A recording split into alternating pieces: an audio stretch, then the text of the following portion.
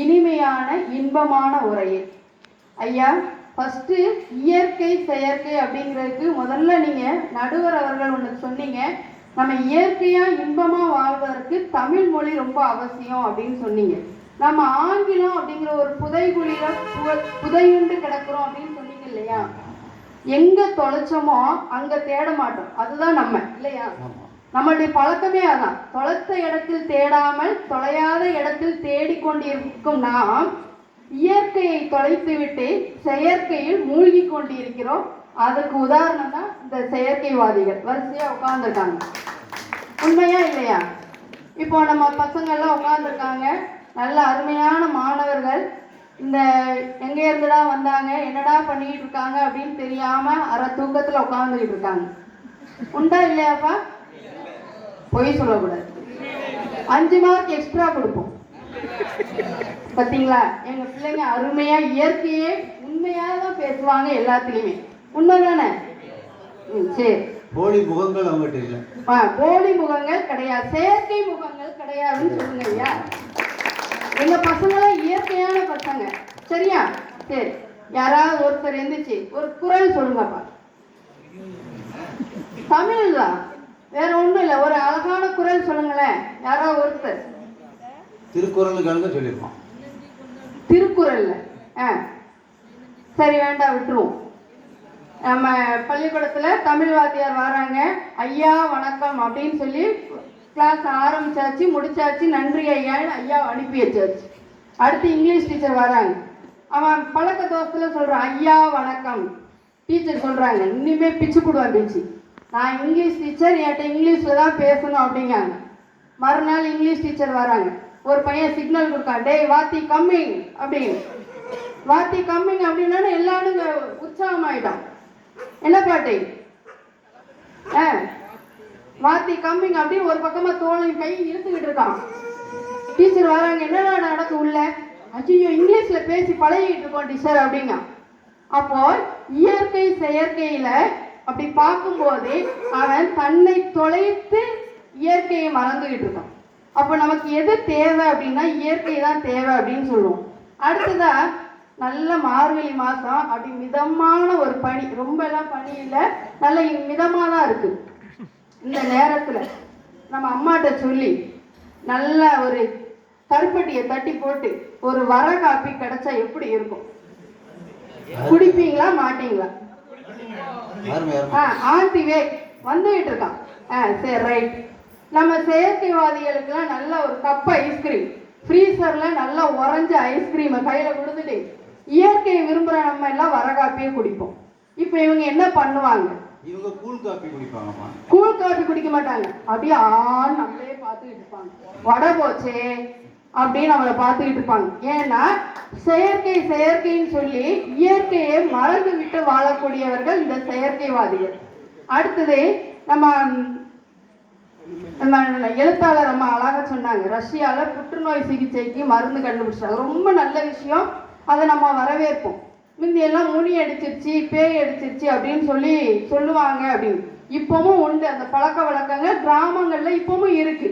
வேணா ஒரு வாரம் அம்மா அங்கே வந்து தங்கி இருக்க சொல்லுவோம், முனி அடிச்சதா பேய் அடிச்சதான்னு கண்டுபிடிச்சிட்டு வந்துடுவாங்க. சரியா? அடுத்து சொன்னாங்க, நம்ம 108க்கு ஃபோன் பண்ணோன்னா பறந்து வந்துடுது, வரட்டும் கூட்டிட்டு போட்டும்.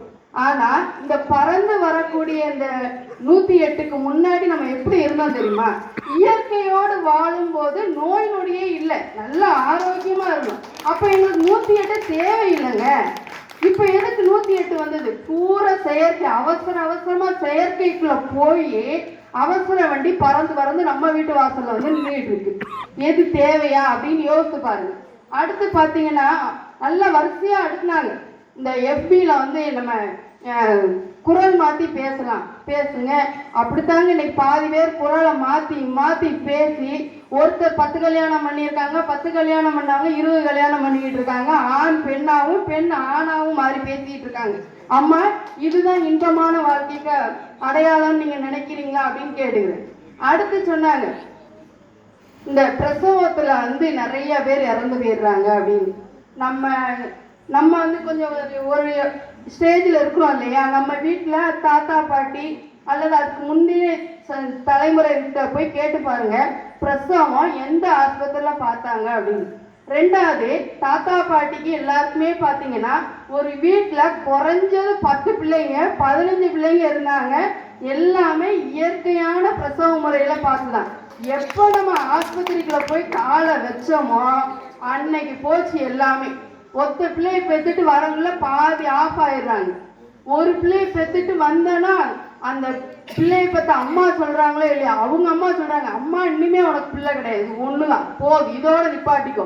ஏன்னா அவ்வளோ மருந்து, அவ்வளோ மாத்திரை, மாதம் மாதம் போய் ஸ்கேன் எடு, அந்த பிளட் டெஸ்ட் எடு அப்படின்னு சொல்லி ஆஸ்பத்திரிக்கு வீட்டுக்கும் நடந்தே அடுத்த பிள்ளையை பற்றி யோசிக்கிறதே இல்லை. இதுதான் செயற்கை கொடுத்த மிகப்பெரிய விஷயம் அப்படின்னு நினைக்கிறேன். அடுத்தது, செயற்கைன்னு பேசுகிறாங்க. நாளைக்கு இன்னைக்கு ஒரு ஞாயிற்றுக்கிழமைன்னு வச்சுக்கிடுவோம். உங்கள் வீட்டில் என்ன குழம்பு? எங்கள் வீட்டில் கோழி குழம்புங்க அப்படின்னு சொன்னேன். கோழியா அப்படிங்கிறது எப்படி இருக்கு? இன்னைக்கு எங்கள் வீட்டில் நாட்டுக்கோழியா அப்படின்னு சொல்றது எப்படி இருக்கு? யோசிச்சு பாருங்க. நாட்டுக்கோழின்னு சொன்ன உடனே ஒரு லைட்டா ஒரு சர்க் ஆகுறமா இல்லையா? குழம்பு கொதிக்கும் போதே வான்னு நம்மளை கூப்பிடுது. எப்ப தட்டுல சோற போடுவாங்கன்னு நம்ம உட்காந்துக்கிட்டு இருக்கோம். இங்க நாட்டுக்கோழி குழம்புக்கு இந்த கறி, அதே சிக்கன் அங்கே வெந்துகிட்டு இருக்கு. அம்மா கூப்பிட்டுட்டே இருக்காங்க, சாப்பிடவான்னு. வயிறு பசிக்க மாட்டேங்குது.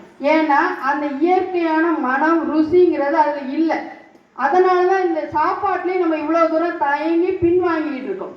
ரெண்டாவது, இயற்கைன்னு சொல்றாங்கல்ல, நல்லா நிறைய லைட் போட்டிருக்கு, அழகா ஒளிருது, நல்லா பிரைட்டாக தான் இருக்கு, ஒன்றும் பிரச்சனை இல்லை.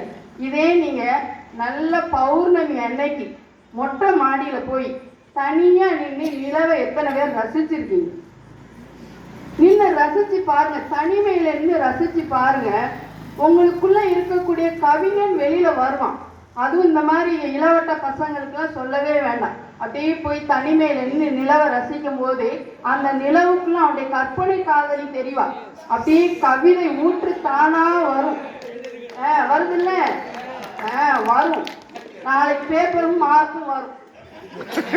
நாளைக்கு ஸ்கூல் திறக்குதுன்னு நினைக்கிறேன், பேப்பரும் மார்க்கும் வரும். சரி, ரைட். ஆசிரியர் இல்லையா, அது ஆண்டி வேலை வந்துகிட்டே இருக்கு. ஏன்னா நாளைக்கு நானும் போய் அந்த வேலை தான் நான் பார்க்க போறேன். ரைட்டு. நிலவை பார்த்தோன்னே அந்த இளவட்ட பையனுக்கு நிலவை பார்த்து அப்படியே யோசிச்சுக்கிட்டே இருக்கான். எதுவுமே இல்லை, அவ்வளோ அழகா நிலம் ஒழுந்துகிட்டு இருக்கு. அப்ப அவன் சொல்றான், நினைக்கிறான், அந்த கற்பனை காதலி அதுக்குள்ள தெரியுறான். நினைச்சு பார்க்கும்போது, வானத்தில் உலாவரும் நிலவு உயிர் பெற்று வந்திடுமோ, என் விழிவாசல் திறந்து என் இதயத்தில் நுழைந்திடுமோ, என் இல்லத்தில் புகுந்து ஒளி வெள்ளம் பாய்த்திடுமோ அப்படிங்கிறான். அதாவது வானத்துல இருக்கக்கூடிய அந்த நிலவை அவனுடைய காதலியா கற்பனை பண்ணி, நீ என்னோட கண் வழியா என்னோட இதயத்துக்குள்ள வா முதல்ல, அதுக்கப்புறம் எங்க வீட்டுக்குள்ள வந்து விளக்கேத்து வா அப்படின்னு சொல்றான். அப்ப அந்த நிலவு அந்த கவிஞனா மாத்துது, அவளை இன்பமா ரசிச்சுக்கிட்டு இருக்கான். இதே பார்த்தீங்கன்னா நல்ல கலர்ஃபுல்லா சரமாக லைட் ஒளிருது. அப்பவும் ஒரு கவிஞன் வாரான். யாரு? நமக்கு தான் கவிஞருங்க, காதல் அப்படின்னாலே கவிஞன் தானே இல்லையா? நம்ம பையன் வாரான், அப்படியே பார்த்து ரசிக்கிறான். அங்கேயும் அவனுடைய காதலி தெரிகிறான். அப்ப அவன் நினைக்கிறான், வண்ண வண்ண ஒளிரும் விளக்கில் வானவில்லாய் என்னவளை கண்டேன், வண்ண வண்ண ஒளிரும் விளக்கில் வானவில்லாய் என்னவளை கண்டேன், தித்திக்கும் இனிமையை கண்மூடி ரசித்தேன். அப்படி கண்ணை மூடி ரசிச்சான். ஒரு ஸ்பார்க், அவ்வளவுதான். கண்ணை திறந்து பார்க்க அப்படி இருட்டு, டோட்டல் ஏரியாலையும் லைட் ஆஃப் ஆயிட்டு. அவன் தேடிக்கிட்டு இருந்த அந்த கனவு காதலி கலர்ஃபுல் லைட்ல இல்ல, இருட்டாயிருச்சு. ஆனா அங்க வானத்துல இருக்கக்கூடிய நிலவுல அவனுடைய காதலி அவனோடு வளம் வந்து கொண்டிருக்கான். இதுதாங்க இயற்கை. இன்னைக்கு நமக்கு லீவ் விட்டுருச்சு, லீவ் விட்டா ஓடுறோம், எங்க பெட்டியை தூக்கிட்டு எங்க இயற்கையை ரசிச்சு தேடி ஓடிக்கிட்டு இருக்கோம். கொடைக்கானல்லையும் ஊட்டிலையும் பஸ்ஸுக்கும் வேனுக்கும் நிக்க இடம் இல்லையா. கொஞ்சம் 2 நாள் வராதீங்க அப்படின்னு சொல்லி அனௌன்ஸ் பண்ற அளவுக்கு கூட்டம் சேருது. ஏன்? அங்க இருக்கக்கூடிய இயற்கை, அங்க இருக்கக்கூடிய அழகை ரசிக்கிறதுக்கு நம்ம ஆசைப்படுறோம். அதே நமக்கு செயற்கையான இடங்கள்ல கிடைக்குமா? கிடைக்கவே கிடைக்காது. இயற்கை தான் என்னைக்குமே இன்பத்தை தரும் அப்படின்னு சொல்லியிருக்காங்க. நிலாச்சோறு அப்படின்னு ஒன்று சாப்பிடுவாங்க, கேள்விப்பட்டிருக்கீங்களா? நிலாச்சோறு, அதாவது நிலாச்சோறுனா என்னது? நிலவுல போய் சாப்பிட்றது இல்லை, அது போய் சாப்பிடக்கூடிய காலம் சீக்கிரம் வரும், அது வேற விஷயம். ஆனா இப்ப நிலாச்சோறுங்கிறது அந்த பௌர்ணமி நிலவன்னைக்கு அந்த நிலாவை பார்த்து அந்த இருளில் சாப்பிடக்கூடியது. அதுல கிடைக்கக்கூடிய சுகம் வந்து அந்த கேண்டில் லைட் டின்னர்னு ஒன்று சாப்பிட்றாங்க தெரியுமா? இருட்டா எல்லாத்தையும் வச்சுட்டு ஒரு மெழுகுவத்தை பொருத்தி வச்சுட்டு பூச்சி விழுந்ததா ஈ விழுந்ததான்னு தெரியாம தடவி தடவி சாப்பிட்டுட்டு இருக்காங்கல்ல, அதுல கிடைக்கவே கிடைக்காது. அப்படி பார்க்கும்போது இன்பமான விஷயம் வந்து எங்க இருக்கு அப்படின்னா இயற்கையில தான் இருக்கு. இயற்கைங்கிறது ரொம்ப பெரிய விஷயம்லாம் இல்லைங்க. ஒரு நம்ம குழந்தைய பார்க்குறோம், அது அழுகுது, சிரிக்குது, விளையாடுது, ஓடுது, அதுதாங்க இயற்கை. அதை பார்த்து ரசிங்க. அதை விட்டுட்டு ஒரு பொம்மையை கையில கொடுத்து அதை ஓட விட்டு ரசிக்க விட்டு பார்க்க முடியுமா? நம்மளால முடியவே முடியாது.